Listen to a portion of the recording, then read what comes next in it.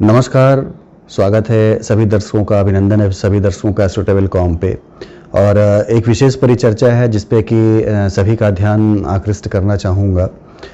धर्मशास्त्र कहते हैं कि जिसने सत्य को जान लिया और उसे यदि सत्य का आभास है तो मरने से उसे डर नहीं लगता, कह सकते हैं कभी भी वो मरने से नहीं डरेगा। लेकिन जो जन्म लिया है उसे मरना भी है, ये भी शाश्वत सत्य है कि जिसने जन्म लिया है वो मरना ही मरना है, ये अटल सत्य है, एक तरह से कह सकते हैं। तो मृत्यु कब होगी, कैसे होगी, कहाँ होगी, इसके बारे में जानकारी मिलना या जानकारी कर लेना पहले से, ये बड़ा ही एक कह सकते हैं दुर्लभ कार्य है। लेकिन कुछ दिव्य आत्माएं कह सकते हैं या कुछ ऋषि मुनि ऐसे थे जो शुरू से ही इतने पारंगत थे इस विद्या में कि उन्हें इसका आभास पहले से ही हो जाता था कि उनकी मृत्यु कब होगी, या किसी दूसरे के बारे में भी वो बता देते थे कि उनकी मृत्यु कब होगी। तो ऐसे लोगों ने ही अनेक तरह के वेद लिखे और अनेक तरह के ग्रंथ लिखे जो कि ज्योतिष शास्त्र में बड़े ही प्रसिद्ध हैं। और उन्हीं ग्रंथों को पढ़ के जितने भी ज्योतिष हैं, हम सभी लोग यही एक फलादेश निकालते हैं कि व्यक्ति की जन्म जब हुई है तो उसकी मृत्यु कब हो सकती है और किस तरह से हो सकती है, कहाँ पे हो सकती है। तो इन्हीं सब पे आधारित जो है धर्मशास्त्रों पे आधारित जो है चीज़ें लिखी हुई हैं कि मृत्यु जो होती है वो 7 तरह की होती है। यानी आदमी पैदा हुआ है तो इन 7 तरह से मर सकता है वो। और हालांकि बड़ा ही एक गूढ़ विषय है, कह सकते हैं। बहुत ही कम समय में बहुत ही ज़्यादा इसके बारे में बता पाना बड़ा ही मुश्किल कार्य है और एक बहुत ही अच्छी चीज़ नहीं है। किसी की मृत्यु के बारे में प्रेडिक्शन करना बहुत अच्छी चीज़ भी नहीं है, लेकिन एक ज्ञान का विषय है, एक नॉलेज का विषय है, इसलिए सभी लोग को ये जानना जरूरी है जो भी चैनल से जुड़े हुए हैं या जो भी ज्योतिष में रुचि रखते हैं। तो मृत्यु कितने तरह की होती है और किस तरह से हो सकती है, तो एक ज्योतिष का ही विषय है। आइए इस पर परिचर्चा करते हैं। देखा जाए तो मृत्यु जो होती है वो 7 प्रकार की होती है। पहली जो मृत्यु है वो बालारिष्ट है, जो कि बचपन में ही होती है, इसका भी एक समय पीरियड है। दूसरी मृत्यु जो है वो योगरिष्ट है, कह सकते हैं। तीसरी जो है वो अल्पायु है। चौथी जो है वो मध्यम आयु मृत्यु है। पांचवी जो है वो दीर्घायु मृत्यु है। छठवीं दिव्य आयु मृत्यु है और सातवीं जो है वो अमित आयु मृत्यु है। तो इतनी चीज़ें जो हैं शास्त्रों में उल्लेखित हैं कि ये 7 तरह की मृत्यु होती है। और ईश्वर ने जब पैदा किया है तो इन 7 तरह की मृत्यु में से कोई ना कोई मृत्यु सभी की होनी है, जो भी पैदा हुए हैं, जिन्होंने भी जन्म लिया है। तो ये चीज़ें दिखाती हैं कि इस तरह से आदमी मृत्यु को प्राप्त होता है। अब आइए अलग अलग इन सब चीज़ों पे यदि प्रकाश डालने का प्रयास करें तो बालारिष्ट है, जैसा कि पहले ही समझ में आ रहा नाम से कि बाल्यावस्था में ही मृत्यु हो जाना। यानी इसका जो समय होता है वो आपका जन्म से लेके 8 वर्ष तक का होता है। यानी जन्म से लेके 8 वर्ष तक में यदि कुछ योग ऐसे बनते हैं जो कि बालारिष्ट योग बनाते हैं, और जो भी व्यक्ति है उसमें यदि बालारिष्ट योग हो तो इस उम्र में, उसकी इस उम्र के अंदर, यानी बचपन से लेके 8 वर्ष की उम्र के अंदर उसकी मृत्यु जरूर हो जाती है। और इसमें कुछ हैं योग, हालांकि ये भी गूढ़ विषय है, लेकिन कुछ जो सामान्य से योग हैं, इसमें चंद्रमा यदि पाप प्रभावित हो, 6 भाव में हो, 6ठे भाव में कह सकते हैं, 8वें भाव में हो, 12वें भाव में हो, तो समस्याजनक होता है और ऐसी चीज़ें करता है। सूर्य ग्रहण से युक्त हो तो भी ये चीज़ें करता है। यदि चंद्रमा जो है सूर्य ग्रहण के समय का हो या राहु से दूषित हो तो मृत्यु जो होती है वो बचपन में ही हो जाती है, यानी जन्म से लेके 8 वर्ष के बीच में। और साथ ही साथ कभी कभी ऐसा होता है कि इसी समय में बच्चे को जन्म देते समय माँ की भी मृत्यु हो जाती है। तो वो योग ही ऐसे होते हैं, सूर्य, चंद्रमा और राहु, ये तीनों यदि एक ही भाव में किसी हो जाए और पाप प्रभावित हो जाए उस अवधि में ही, तो माता की मृत्यु भी हो जाती है बच्चे के जन्म लेने के साथ ही। तो ये सारी चीज़ें देखी जाती हैं। ज्योतिष का चूंकि एक विषय है तो एक आउटलाइन ही बताऊंगा, बहुत गूढ़ विषय है, इस पर चर्चा कम समय में कर पाना उचित नहीं, वीडियो बहुत लंबी हो जाती है। तो चूंकि बताना है कि ज्योतिष से संबंधित चीज़ें ये मृत्यु जो है ये चीज़ें हैं, इस पर आपका ध्यान फोकस रहे, आपके दिमाग में एक नॉलेज रहे। तो बालारिष्ट योग जो है वो आपके इस तरह से बनते हैं, चंद्रमा पाप प्रभावित हो 6, 8, 12वें भाव में, या सूर्य ग्रहण या चंद्र ग्रहण से दूषित हो, या फिर सूर्य, चंद्रमा और राहु ये तीनों एक ही भाव में हो और दूषित भाव में हो, 6, 8, 12 भाव में, तो माता की भी मृत्यु होती है बालारिष्ट योग के साथ साथ। दूसरी है योगरिष्ट। योगरिष्ट जैसा कि है 8 वर्ष से 20 वर्ष, यानी 8 वर्ष से लेके 20 वर्ष के बीच में यदि आपकी मृत्यु होती है तो निश्चित रूप से योगरिष्ट योग कहा जाता है ये। और ये योग जो है, चूंकि बच्चे ने जन्म लिया है, उसके कर्म इतने खराब उस समय तक नहीं होते हैं कि उसे उसके कर्मों का फल मिले। तो ये जो योगरिष्ट है वो माता पिता के कुकर्मों का फल होता है कि बच्चे की जल्दी ही मृत्यु होती है, या 8 से 20 वर्ष की आयु में मृत्यु हो जाती है। तो ये चीज़ें भी देखना पड़ता है। इसीलिए ये होता है कि माता पिता को अपने कर्म भी अच्छे रखने चाहिए, ताकि चीज़ें जो हैं, उनके कर्मों का प्रभाव जो है उनके आने वाली पीढ़ियों पर भी पड़े तो अच्छा पड़े, खराब ना पड़े, कह सकते हैं।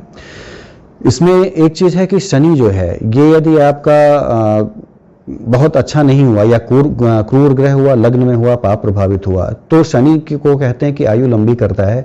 और जब शनि प्रभावित हो जाता है तो निश्चित रूप से 8 से 20 वर्ष की आयु में मृत्यु को प्रदान करता है। तो बहुत अच्छी चीज़ें नहीं होती हैं, कह सकते हैं आप।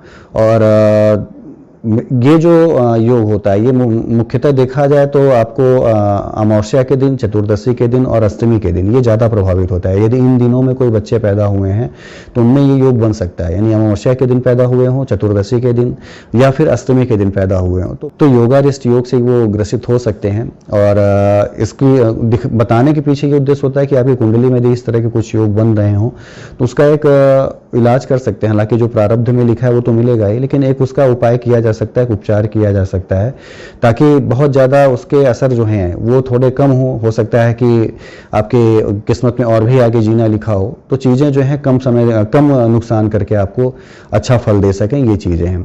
तो बालारिष्ट योग है, योगारिष्ट योग है, जो कि 20 वर्ष तक के लिए होता है। बालारिष्ट योग जन्म से लेकर 8 वर्ष तक के लिए है। उसके बाद होता है अल्पायु योग। अल्पायु योग जो होता है वो 20 वर्ष से लेकर 32 वर्ष तक होता है।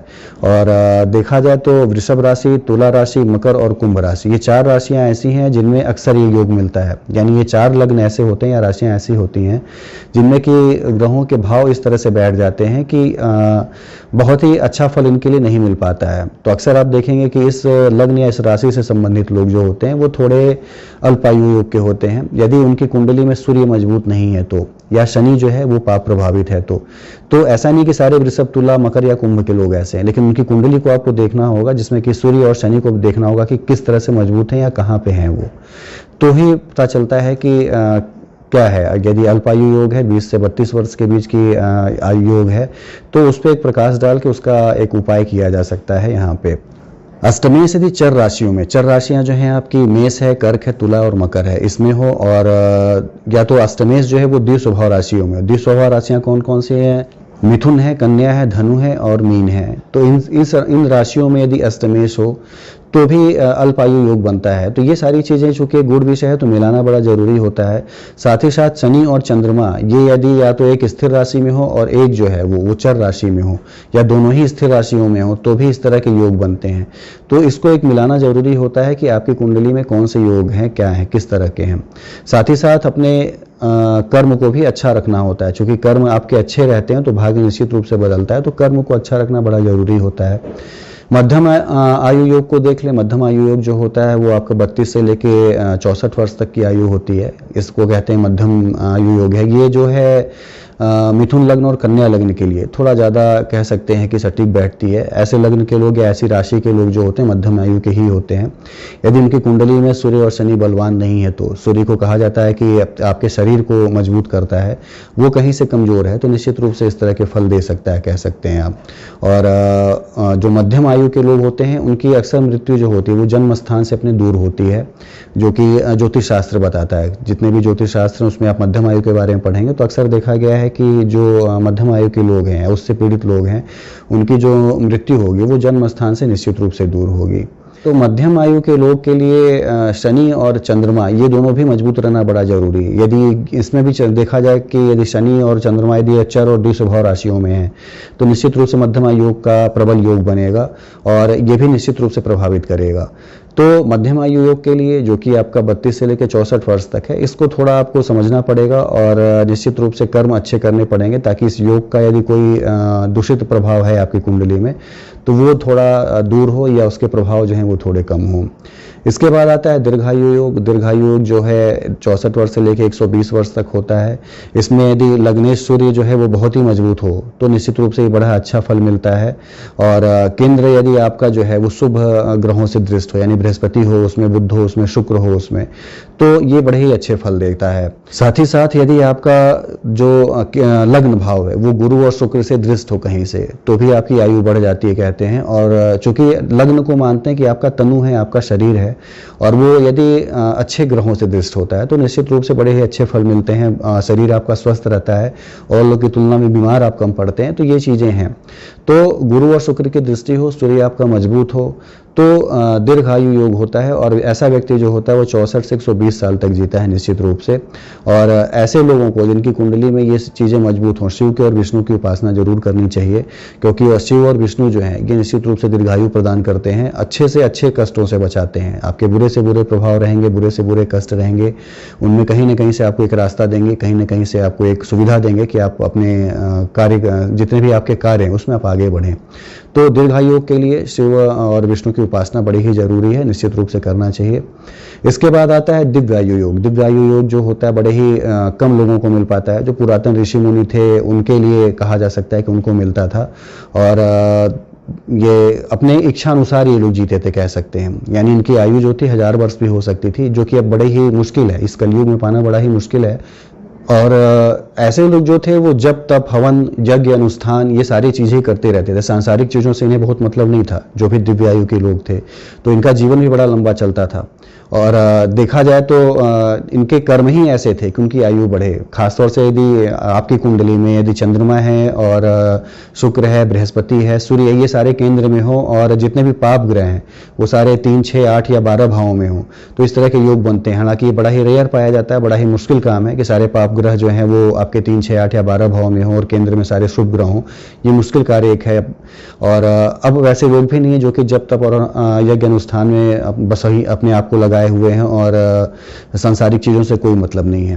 तो दिव्यायु योग मिलना बड़ा ही मुश्किल होता है। और तपोनिष्ठ जो होते थे, ऋषि जो होते थे, और इस तरह की आत्माएं जो थी उनको ही मिलता था। कलयुग में फिलहाल ये संभव नहीं है।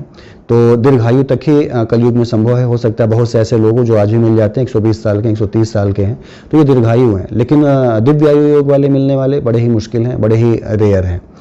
इसके बाद आता है अमित आयु। तो ये लोग दुर्लभ होते हैं, ये दिव्यायु योग से वाले लोग से भी दुर्लभ होते हैं। ये इन्हें कहते हैं कि इन्हें इच्छा मृत्यु का वरदान होता है, यानी जब इनकी इच्छा होगी तभी ये शरीर छोड़ेंगे। और मानव नहीं होते हैं ये लोग, आप गंधर्व कह सकते हैं, या ऋषि मुनि जो तप करके अपने आप को तपाते थे और तपा के फिर कुछ और बन जाते थे, दिव्य आत्मा बन जाते थे, वो लोग ऐसे होते हैं जो अमित आयु होते हैं, अपनी इच्छा अनुसार शरीर का त्याग करते हैं। तो आयु की इनके कोई सीमा नहीं होती है, जब तक चाहते हैं तब तक जीवित रहते हैं। और अक्सर ऐसे लोग जो हैं लोक कल्याणकारी कार्यों में, लोक हितोपकारी कार्यों में ही व्यस्त रहते हैं। हालांकि मिलना, देख पाना, उनको समझ पाना बड़ा ही मुश्किल कार्य है। खासतौर से कलयुग का समय ऐसा है कि व्यक्ति उसको समझ ले, उनको जान ले, उनको पहचान ले, ये बड़ा ही मुश्किल कार्य है। तो संभव नहीं है कि ये चीज़ें कर पाए वो। तो दिव्यायु योग और अमित आयु योग ये हम लोग की समझ से कह सकते हैं, अपने युग से कह सकते हैं, बाहर की चीज़ें हैं, नहीं मिल सकती हैं। तो ऊपर की जो 5 आपकी जो मृत्यु के प्रकार हैं, यानी आपका बालारिष्ट योग और आपका योगरिष्ट योग, अल्पायु योग, मध्यम आयु योग और दीर्घायु योग, ये जो है 5 तरह की आयु के योग जो हैं वो कलयुग में देखे जा सकते हैं। और यदि आपकी कुंडली में इस तरह के कोई योग बनते भी हैं, आपकी यदि थोड़ी बहुत रुचि होगी तो जरूर आप इन योगों को खोज सकते हैं कि आपकी कुंडली में कौन से योग हैं। तो बनते भी हैं तो कर्म को जरूर सुधार लेना चाहिए। कर्म अच्छे करने से भाग्य भी बदलता है, भाग्य के फल भी बदलते हैं।